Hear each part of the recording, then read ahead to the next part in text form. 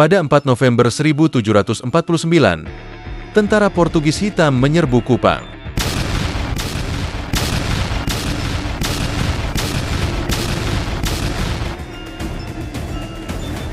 Penduduk Kupang panik. Ada yang lari ke Pulau Semau dan ada yang ke Sulamu, suatu tempat di sekitar Teluk Kupang. Sementara Opperhof Jacob van de Burg sendiri lari ke Pulau Semau. Untuk menanggulangi ancaman ini, VOC Belanda dibantu oleh sekutu-sekutunya, yakni kerajaan sekutunya di timur dan penduduk yang didatangkan dari Rote, Sabu, Air Mata, Semau dan Ambon juga Timor Helong yang dimobilisasi untuk berperang menghadapi Topas dan sekutunya. Di bawah pimpinan Van Rijk Christoffel Lip serta pimpinan orang-orang merdeka yaitu Frans Moeskanan berhasil memukul mundur pasukan Portugis hitam sampai ke suatu tempat yang bernama Hanoni.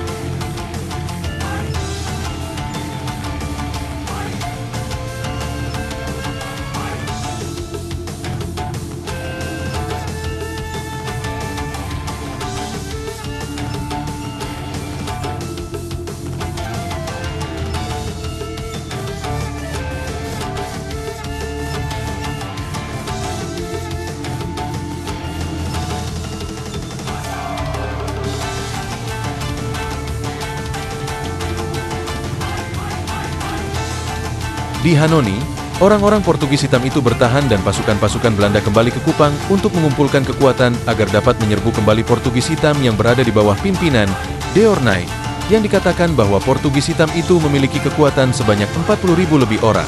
Selama peperangan yang berlangsung hingga 9 November ini, rupanya sekutu Topas ini menjadi kacau balau sebab beberapa kerajaan sekutu Topas sebelumnya yakni Amanuban, Sonbai Besar dan Amfuang pada tahun itu juga akhirnya menyeberang ke pihak VOC Belanda di Kupang. Raja Amanuban memang telah menaruh kekecewaannya terhadap Topas yang dengan sadisnya telah memaksa rakyat Amanuban melalui pembantaian.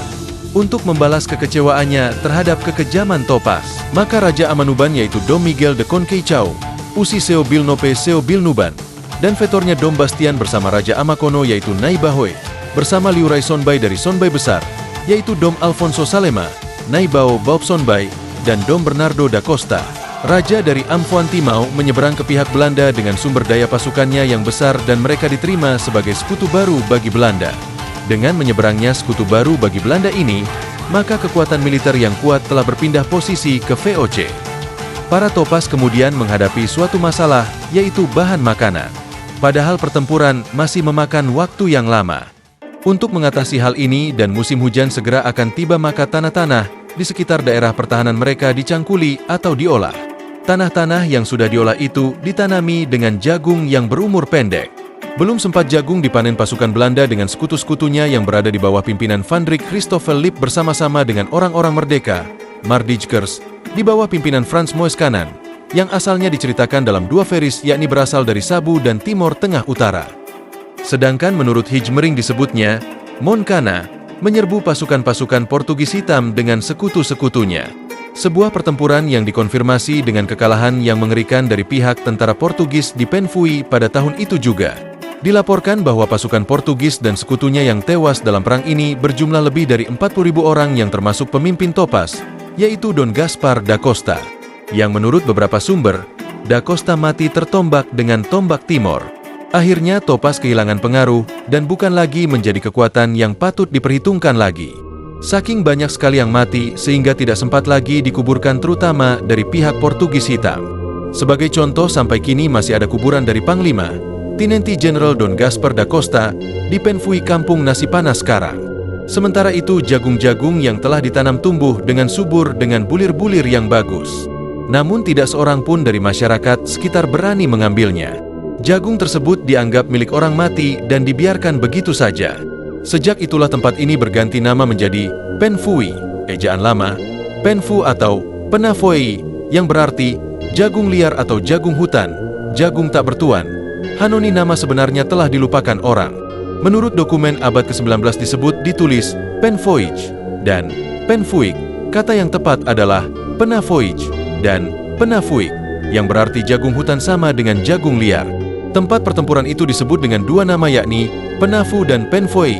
Kedua istilah tersebut sesuai dengan kejadian sebenarnya yang dikemukakan oleh Haga Fr. Benufinit, almarhum, seorang pendeta dan ahli adat dari suku Dawan dan Vetor Tua Baumata. Tanov mengatakan bahwa Penvoy artinya bendera asing yang tidak dikenal, bendera Portugis hitam. Tetapi menurut bahasa Timor, Dawan, Penpene, untuk kata istilah bendera tidak dapat disingkat menjadi pen, yaitu bendera asing. Apabila diterjemahkan dengan bahasa Timor ialah Penpenfui dan bukan Penfui. Dr. P. Mindelkoop dalam bukunya Curse Retribution M. Mitage, halaman 136 kata Penfui diterjemahkan ke dalam bahasa Inggris menjadi Wild Indian Corn, jagung India liar. Sedangkan Haga dalam tulisannya Slug Beach Penfui menerangkan bahwa arti dari kata Penfui adalah lari hiruk pikuk.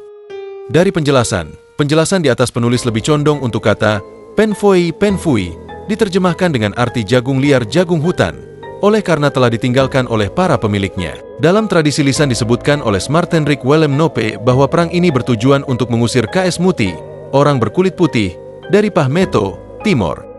Sebagai slogan dalam perang ini disebutkan sebagai Liu Pampene Fui, yang artinya mengusir bendera asing. Itulah sebabnya tempat konsentrasi pasukan Topas serta sekutunya ketika berada di Kupang kemudian dinamakan Penfui yang berasal dari kata Liu Pampene Fui tersebut. Nama Penfui baru timbul sesudah terjadi perang di Bukit Hanoni atau Hanoni pada tahun 1749. Akhirnya perang ini menjadikan Belanda dan sekutu-sekutunya sebagai pemenang dan perang ini mengubah peta kekuatan politik di Pulau Timor yang menyebabkan kekuatan Portugis hitam benar-benar melemah. Pada tahun berikutnya pengaruh politik lebih mengarah ke Kupang atau VOC Belanda. Selanjutnya untuk mengukuhkan kedudukan VOC atas perdagangan di Timor, maka pada tahun 1756 VOC membuat kontrak yang digagas oleh Komisioner Johannes Andreas Paravicini yang di kemudian hari dikenal sebagai Kontrak Paravicini. Kontrak ini ditandatangani oleh penguasa-penguasa dari Rote, Sabu, Sumba, Solor, Flores dan raja-raja di Timor termasuk di dalamnya adalah Liurai Sonbai dan Raja Amanuban. Namun kontrak ini sesungguhnya lebih menunjukkan persahabatan dalam perdagangan. Dengan kontrak ini, diharapkan para raja ini dapat menjual hasil bumi berupa lilin dan lainnya hanya kepada VOC Belanda. Menurut Profesor Hans Hagerdal, VOC memaksakan monopolinya atas perdagangan di daerah-daerah yang berada di bawah dominasi mereka. Uniknya dalam kontrak ini tidak ada ketentuan tentang kayu cendana tetapi perjanjian untuk membeli lilin lebah, lilin, dari para raja Timor seharga 28 riksdaler per pikul.